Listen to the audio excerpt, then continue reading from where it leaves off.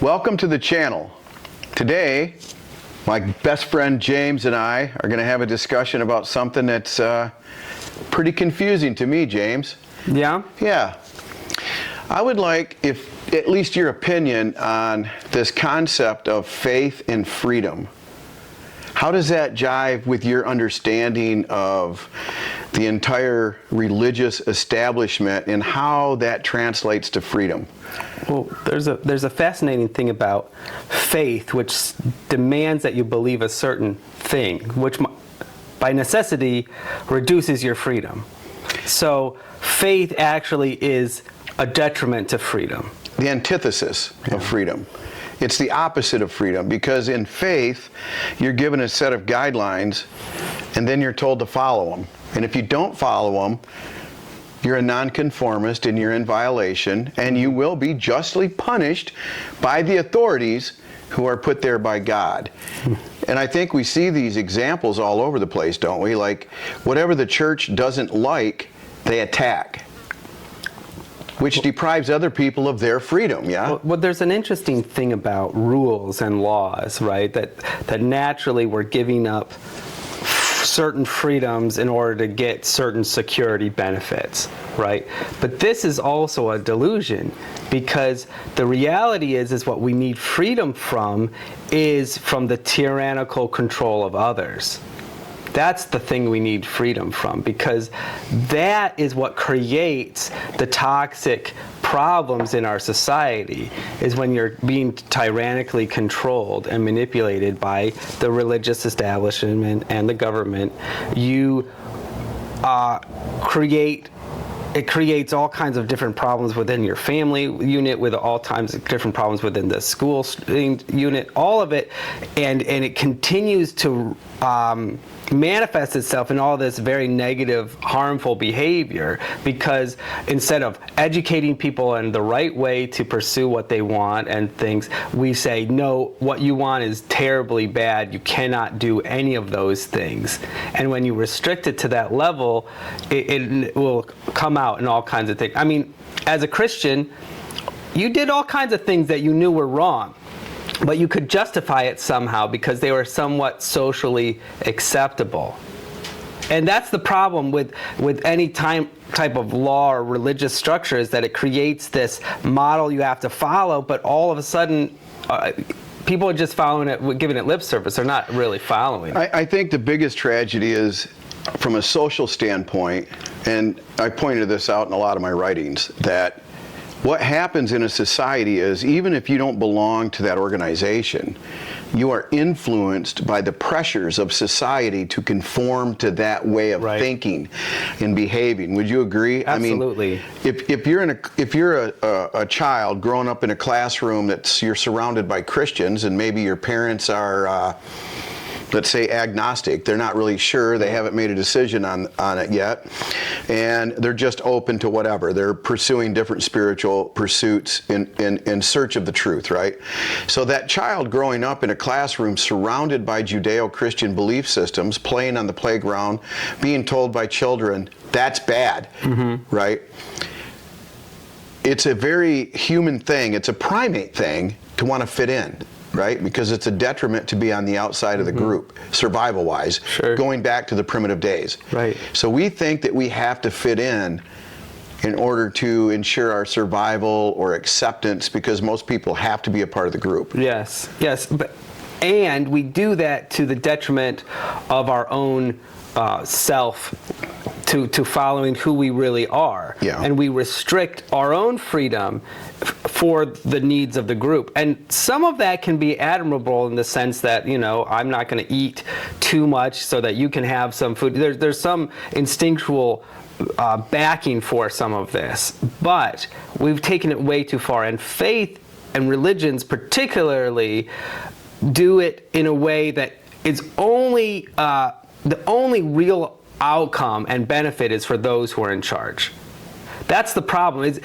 You're not giving. If you give up a freedom for some other benefit, that can be great. Yeah, I just wonder where people get this. There's this huge.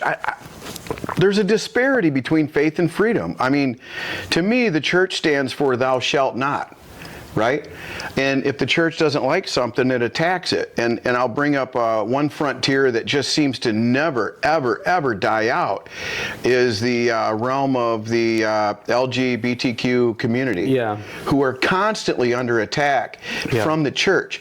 Now, if faith and freedom ran hand in hand, they wouldn't give two shits for what somebody else is doing with their own life. They want to regulate your life in your own home. That's the total antithesis to freedom. It's the opposite of the description. The biggest way that religious people are free is free from information. They are free. I think that's a good from evaluation. The need to know about a lot of things, or make their own decisions. Yes, because all of that's already been established. All of that's already been taken care of. You don't have to worry about or question a lot of things because you already given the answer.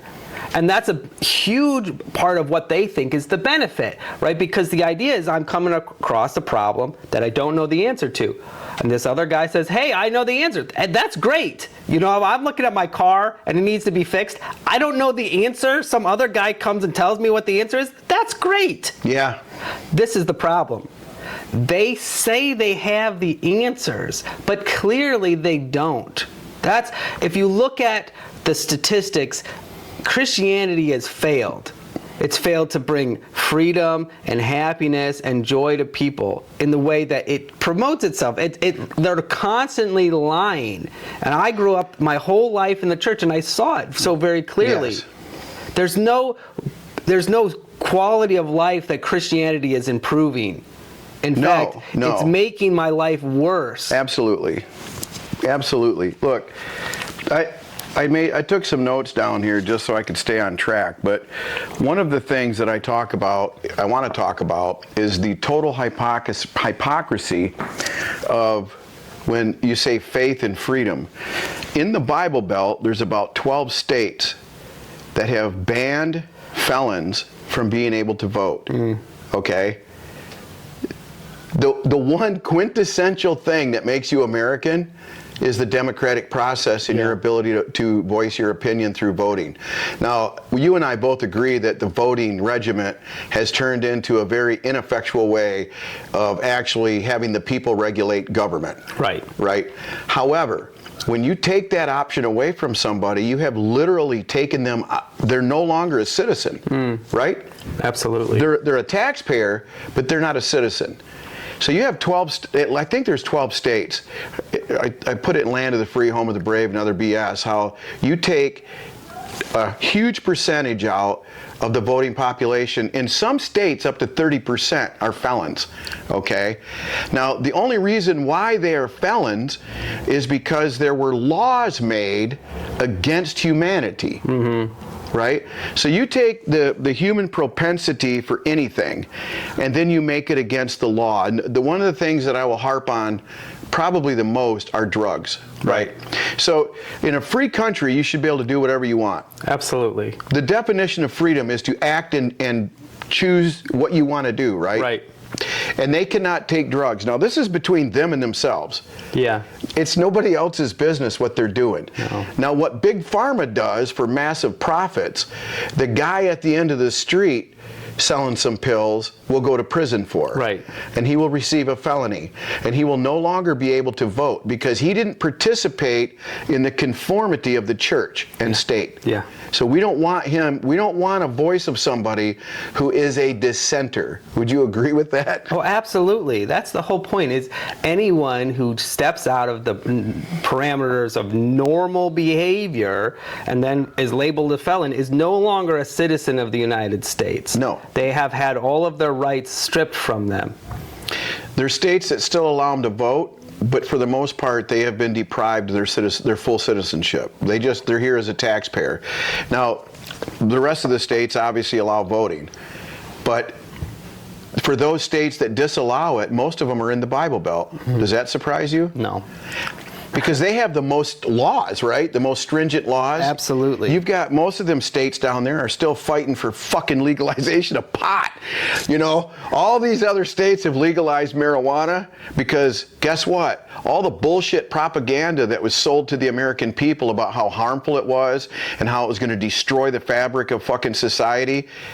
Yeah, I think that all turned out to be bullshit. No. And the states where it's been legalized kind of show that. But in the Deep South, boy, oh boy, that's a hard pill to swallow, isn't it? Well, I think one of the reasons why marijuana is still illegal nationally is so that the people in the armed forces can't use it. Because if you're in the military, it doesn't matter if you live in a state. They still have lots of rules against that. As a guy who served in the military, both the Navy and the National Guard, I will tell you that they own you. So it doesn't matter what the fucking law is. Yeah. If they tell you that you cannot do something, you can't do it. Right. So for the 1 or 2 million people that serve in the armed forces to tell 335 million they can't fucking do something, listen, folks, open your eyes, open your ears, think for yourself, and don't buy into the bullshit that faith equals freedom. We spoke in another podcast about the religiosity of politics, right? Yes. And in particular, the GOP. So my concern here is we covered a lot of ground that the evangelical Christian vote is 70% Republican. Christians overall favor the Republican Party, which would tell you automatically that the Republican Party does not represent freedom at all, right? Freedom for government, freedom for Boeing and Lockheed Martin and Skunk Works to fucking make billions and trillions of dollars, but not freedom for the average citizen. No, it's the freedom to worship the almighty dollar. That's what we get the freedom to do in our country, is because you are a consumer. That is what you are. That's your job. You are not free to be anything other than a consumer, because if you are, then you are a threat to our way of life. The balance of things, so to speak, right? I mean, it's insane how many layers there are upon the control that faith puts upon a person. And I talked to before about my journey out of Christianity, and one of the biggest freedoms that I've gotten was the freedom from guilt and shame, and the freedom to do what I wanted rather than trying to figure out what God wanted me to do. Yes. So I'm telling you that I feel so much more free than I ever have in my life under the Christian dogma, doctrine, umbrella. It blocked so much of my life. And again, there are some good things about loving your neighbor as yourself and doing unto others as you would have them do to you, and not looking at the money as the source of Jesus said some good things, but there's so much else that has been packed into that book and that religion that are just there to control you and to make your life more manageable by those in authority. That's really the bottom line. So when I look at the GOP and its relationship to the radical Christianized population, and we can call them radical Christians no less than you call a radical Muslim, right? They're radical. Absolutely. And they're the ones demanding more laws. They're the ones that demanding that same-sex marriage be eliminated. They're the ones that are demanding that people be put in prison more often and for longer sentences for just about every fucking thing you can think of that is a human activity, because their Bible says otherwise. Now listen, I have nothing against that group of people if they want to practice that shit on their own. You know what? If they want to be pious little Puritans, let them. I don't care. Right. But don't impose your biblical fucking views on me. Well, yeah, and you have so much of that institution controlling our country. And that's what's really disturbing, is that, like you said, these laws, they are moral laws. They really do. And it's stupid. There are, do you know how many harmful side effects there are to the pharmaceutical industry? Do you know how many millions of people they kill every year with their drugs? Millions. With their drugs. Yeah, I know. Listen. Marijuana doesn't kill people, okay? No. Look. Even cocaine, even if you take cocaine in a regulated way, it's not going to kill you. No, as long as you don't get any fentanyl in it. Yes. I actually believe that the government is behind this fentanyl shit. Well, the pharmaceutical companies created fentanyl. Right. It didn't exist before they made it, and then they released it out there. During Prohibition period, and by the way, Prohibition has not ended. Prohibition for alcohol has ended, but the church has maintained a prohibition against everything else that's fun, right? So during the Prohibition era against alcohol, our government, this is a known fact, people, I'm not talking out my ass, actually put poison into this particular alcohol. It was an industrial alcohol, ethanol, basically, that was safe to drink. You could drink it and get fucked up on it, right? And it was for industrial use, and people were siphoning it. They put shit in there, chemical compounds that would kill you. People died because of it. And then it hit the newspapers that people were dying from poison alcohol. Our government did that to discourage people from using it to drink. Wow. Isn't that wonderful? Thou shalt not kill. Unless, of course, we're trying to correct your behavior. Yeah. Again, the idea of controlling someone else's behavior is so intrinsically woven into Christianity that you have a hard time piecing those out.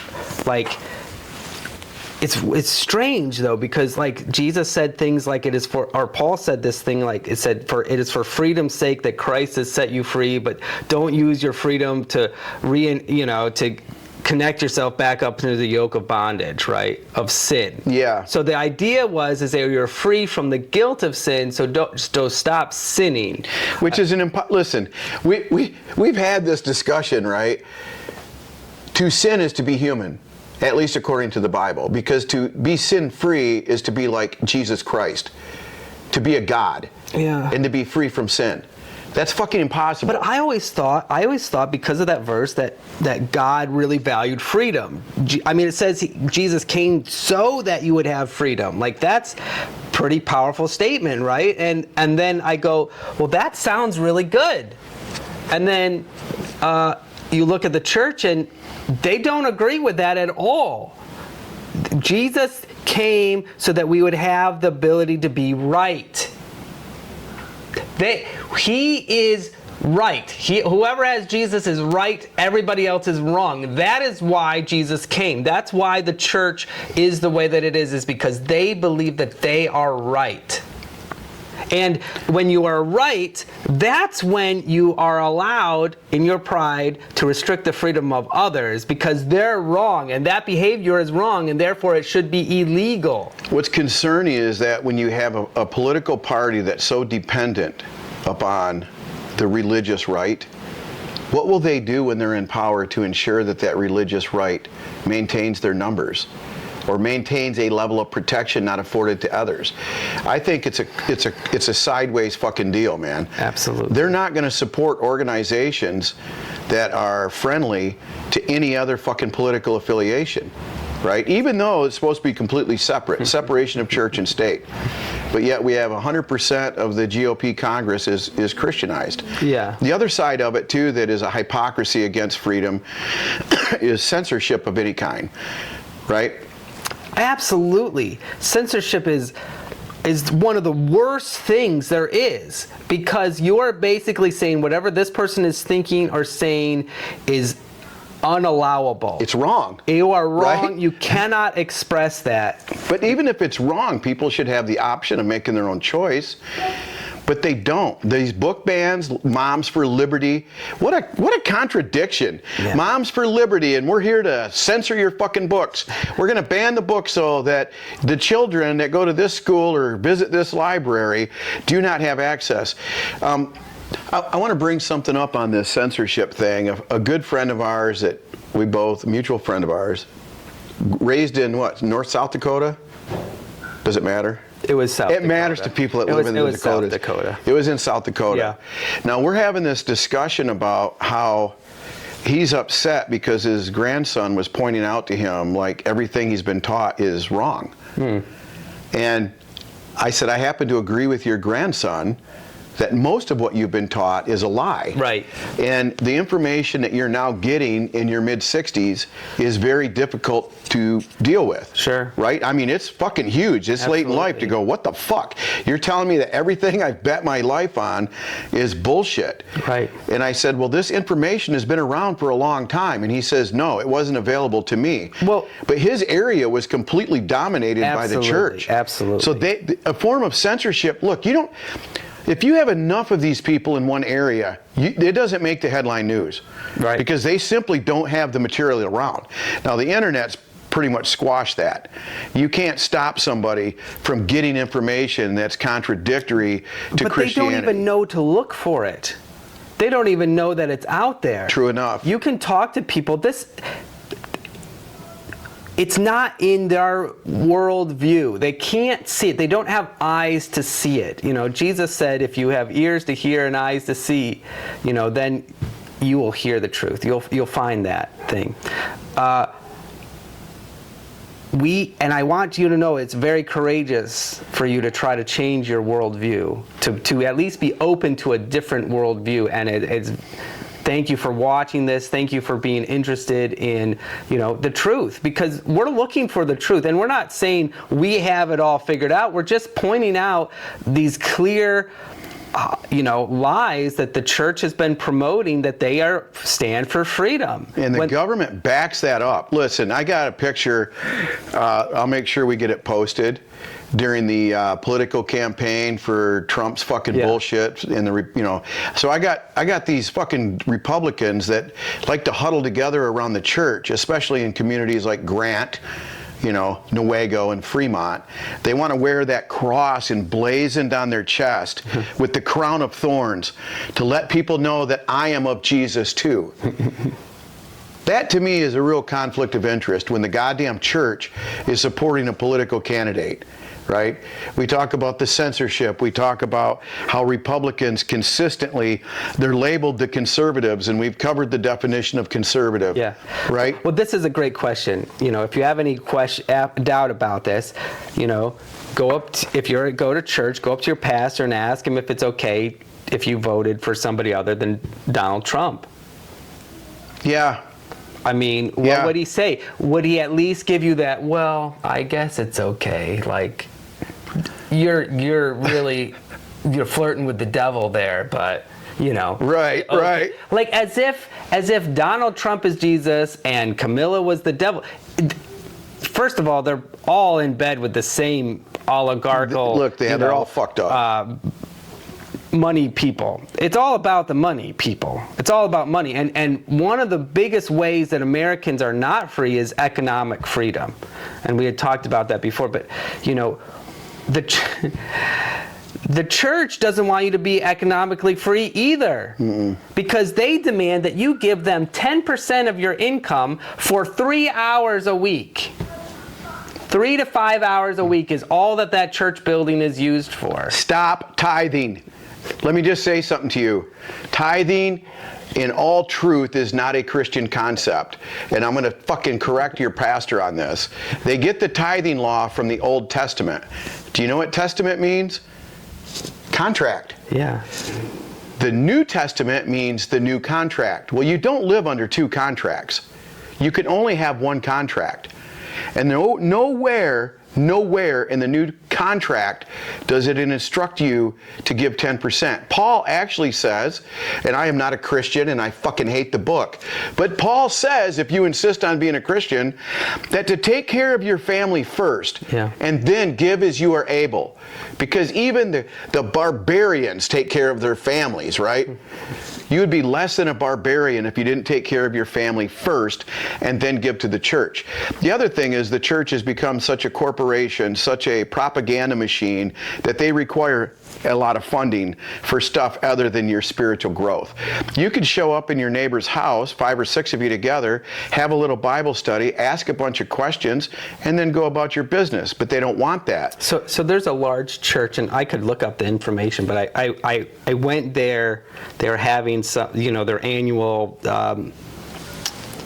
fundraiser? Stockholders meeting, Okay. basically, right? The church meeting where they discuss the finances of the church and they give you this pamphlet. Sure. And, the annual budget of the church was just over $1 million. $1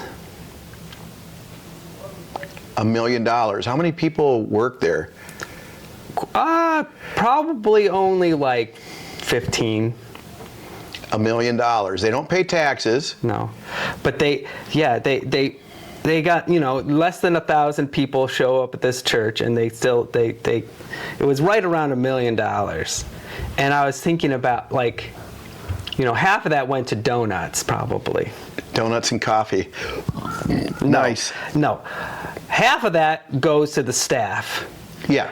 At least. Yeah. Probably 60% of it goes to just pay for these pastors. I was going to say the pastor's got his fucking hand in it. And then, the building upkeep and maintenance and utilities and things. So much for John the Baptist, a man wrapped the in actual fucking constituent, cloth. the constituent that attends the church, benefits fractionally from that $1 million budget. They get to show up 50 times in a year? For 5 hours, for 3 hours, and probably only an hour and a half is all they're there a week. So every month they're there for, say, 4 hours, 4 or 5 hours. No, that's not right. Let me ask you something. Doesn't matter. While you were there, how much did they promote people to go out and do their own thing? I mean, seriously, did they get up and be like, you guys need to choose your own path? No, listen, the whole point... If you want to have sex with anybody you want, do it. If you want to drink... Every message was just pandering to the crowd, which was reinforcing that the behavior that you've agreed to perform in your life is right and everybody else is wrong. That's every message. So keep it up. Just keep performing, keep conforming, keep making sure that you're, doing what you're supposed to do. And he did promote talking to people who weren't Christians and listening to them, because that's the best way to get them to listen to you. He didn't say anything about learning from them or maybe they have some information. No, they're totally wrong, but I'm going to pretend to listen to them so that maybe I can convince them to come to church and give me money. Now, one thing I do remember is that they were, as Christians, they were supposed to be such a fine example that they wouldn't have to recruit anybody, right? It's by your standard of living that they will come to you basically and say, what is it that, why do you live the way you do, right? Such a magnificent thing. It was never that. It was always cultural. Since the very beginning, Christianity has been forced upon the people in mass as part of their culture, their heritage, which it's not. It's a part of a very small sect of Judeo people that live there. Yes. And there could be, some people think Jesus was a good teacher and had some good things to say, and you can believe that and still believe a lot of other things. But whatever he said was, in my opinion, mostly forgotten. And now we deal with this. The only reason Christianity exists is to promote the government and the conformity to a certain standard of living and restrict your freedom. That's why he says faith and freedom are diametrically opposed to each other, because that's really what faith exists for now. I will. You know this because obviously we talk all the time. But the whole purpose of Christianity being how do I put this, imposed upon the people by the government of Rome was to squelch dissidents. Yeah. There were people all over the Roman Empire that had had enough of Roman rule, and they were in conflict with the government. So they wanted a religion that would bring conformity to a head. A new age of conformity, and Christianity is it. Yes. And literally, Theodosius II imposed Christianity upon the people upon threat of death if you were anything else. Absolutely. Outlawing every other religion. Up until that point, there had been a edict of tolerance, which, what the fuck is his name? What's your first Christian, supposedly? Constantine. Constantine had signed an edict of tolerance. People think that this is when he did his conversion. It wasn't. He just allowed Christianity to be part of the Roman religious system. An edict of tolerance says everybody can do what they want. We don't care. Theodosius came along and reversed that and said Christianity is it, period. You will not have any other religion. And repeatedly, in those scriptures, there is the command to submit and conform and to adhere to the rules of the authorities which have been put there by God. And then we talked about the one voting biblically. Yeah. How that's so unbiblical, right, to vote. Right. Because it's Christianity is to make you conform, and that's why actually the vote doesn't matter in America anymore. Is because Christians are told they have to vote for the Republican candidate, and the Republican candidate is whoever the Republican Party decides to promote. Because people Protestant Christians, yes, you got to specify that. Okay, so Protestant Christians. The point being that they want you to just do what you're told. You're not actually voting. You're simply, putting the right check on the right side that you're told to put it on. Yes. We aren't gonna do it today, but we're gonna introduce a political party. We don't promote like telling people, but we have to educate people, right? So I would place the Republican Party on the scale of personal freedom at like a 2 or 3 on a base of 10, right? Democrats, I would say personal freedom, maybe a 5, okay? The Libertarian Party, and this blows my fucking mind, but we're going to cover it on a skit where we talk about Americans really don't want freedom, right? Because the Libertarian Party represents complete freedom.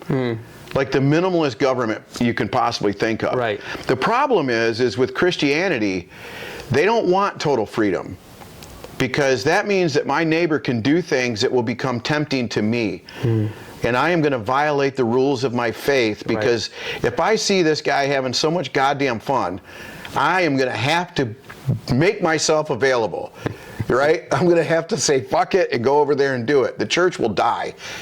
And the church will lose its influence over the lawmaking. Well, the main point is that the church will lose its influence, and they have no intention of doing that, even though they are dying. They've been in a dying cycle for since the last 90s. 30 years. Yeah, since the 90s. And they know it. All the old denominations are dying off, and young people are not going to church because they're waking up, and they think it's this great crisis, and they're gonna fight it really hard. Well, I've read too where there are certain pockets of young people who have doubled down, so to speak, to try to save their religion because they have been so brainwashed by the institution. Now, those same people operate on a political scale too. Well, that's a fascinating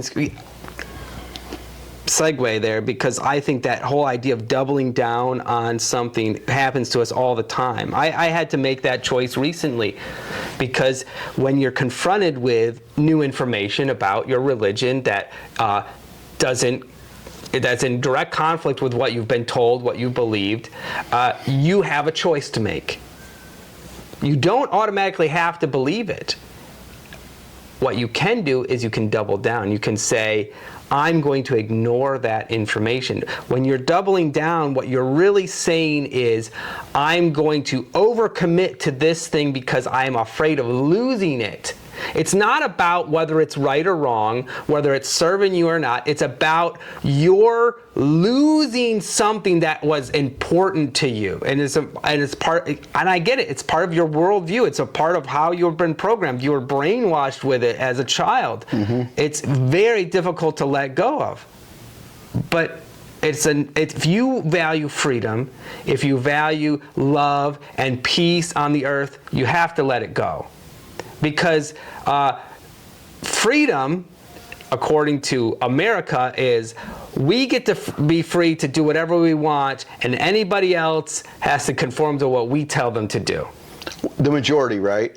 We have the freedom to do what the majority has declared. Yeah, the majority. Yes. But as a country, we dictate our will around the world. Oh, absolutely. To all of these other Yeah. countries. Look, democracy is one of the easiest fucking forms of government to manipulate people and to get what you want. You just have to have a majority vote. Look, you can have 49% of the people that know and realize that what they're seeing and hearing is complete and utter bullshit. All you need is 51% of idiots to go the other way. Yeah. And we have a country now that's in complete decline, I think, and has been for some time, I think since World War II. We may not have shown it initially, but we have been in decline in a form of decay that might not have been so evident. It's like the facade of a building. Everything looks good on the outside, which is the Western way. You make the outside look good while the inside is rotting. Yeah. It's like that big oak tree that you cut and it looks perfect, and the bitch has a frickin' 1 foot diameter hole that goes all the way up through the middle of it and makes it useless for anything but firewood. So it's the same thing. Yeah. The Western governments operate with this facade, this patina of grandness, and underneath people are struggling and people are full of guilt and shame. And the only reason why that exists is because of the church and state working together. It's funny, Jesus actually told the religious leaders of his day that they were the ones creating that facade. That they washed the outside of the sepulcher, but the inside was filled with dead man's bones and all kinds of depravity. The idea that Jesus was challenging the religious leaders of his time at being hypocrites. I mean, and yet we go, oh well, but we're not. The religious leaders say we're not hypocrites. Listen, like, oh, look at those hypocrites. We'll cover all the human aspects of all these people that are men and women of the cloth. They're no different than anybody else. The only difference is that they're not seen by the group. They're not seen. But I think we can call it, don't you? I think we can call it bullshit.